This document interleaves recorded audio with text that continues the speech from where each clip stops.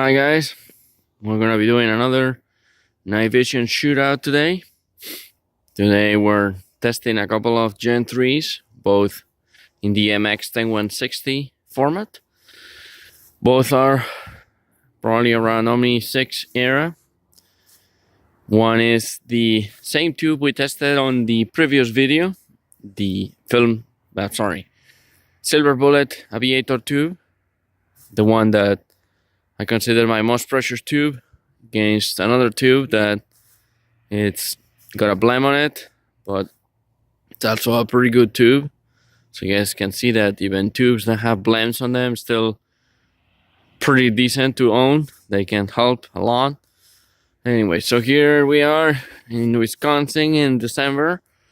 I'm not in shorts anymore, but wearing gloves and trying to stay warm. There's not a cloud in the sky, so this is why it took me so long to make another video.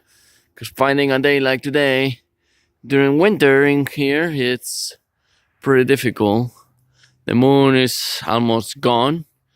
You can see a little bit of it in that spot in the trees, but it's gone. And let's see if the autofocus actually focuses on something. Hopefully it doesn't ruin the video, but it will be good. Anyway, so without any further delay, we're gonna take a look at the two contenders today for our comparisons. And here they are. The first one is the one we're testing today is this one, and this is the one we tested last time during the summer. My well, I don't know if it's autogated, but my Aviator tube right here, and this is another MX-160 format.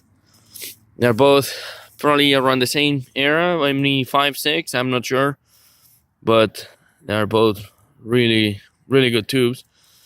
But this one has a blem on it. Anyways, so this is the same pitbull housing that we benched last time. PVS 14 lens, PVS eyepiece. And this one, for some reason, the illuminator doesn't work, but I don't think it makes much of a difference in terms of performance. It's a really good scope as well, so we're gonna put it up and see how it looks. Hopefully the autofocus doesn't mess us up, but hopefully it won't. Anyway, so here it's how I don't have a helper today, so I have to do everything myself. So here is a tube with a blem, Gen 3 as well, and this is the kind of performance that you're gonna see out of a good Gen 3 with a blem on it. You guys can see this guy looks pretty decent too. These things are great for astronomy, and today the sky is even more clear than it was during the summer.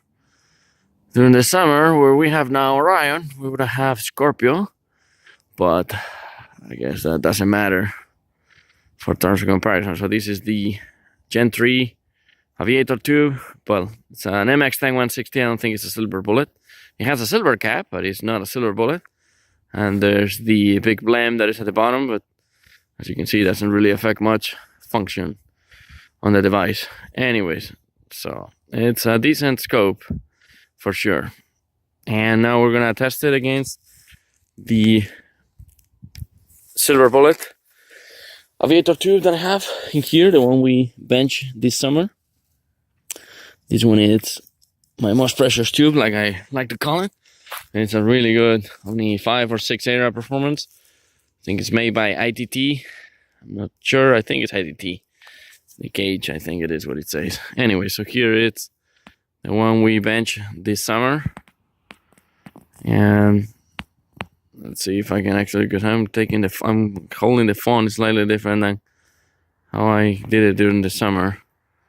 But anyway, so here is the Silver Bullet Aviator tube, and it's spotless. This thing is really good. Both tubes are pretty much equal in EBI. I would say the other one has a hair lower EBI, but both get the job done rather nicely. You can see the constellation of Orion over there. I guess I should probably do one of these days a shootout with the H-alpha filter. So you guys want to get one of those. It's like supercharging your night vision. If I can actually keep it in the ocular or in the eyepiece. And anyway, so here is the other Gen 3, the Aviator tube, Silver Bullet, against the other tube. So you guys can see, owning a tube that has a blem on it is not something that is critical or a determining factor. I mean, yeah, it's a little bit annoying, but I mean, for astronomy and doing other things, is like it's still a worth tube owning. So anyway, so here's G-Man.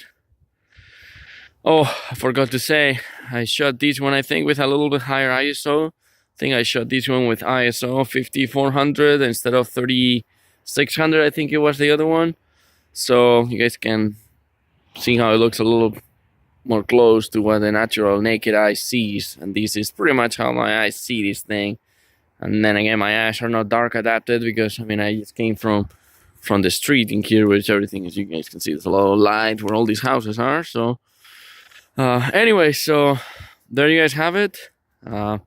G-Man 1971 from the good old Wisconsin. I'm freezing at the moment, and keep the light shining, guys. Have fun.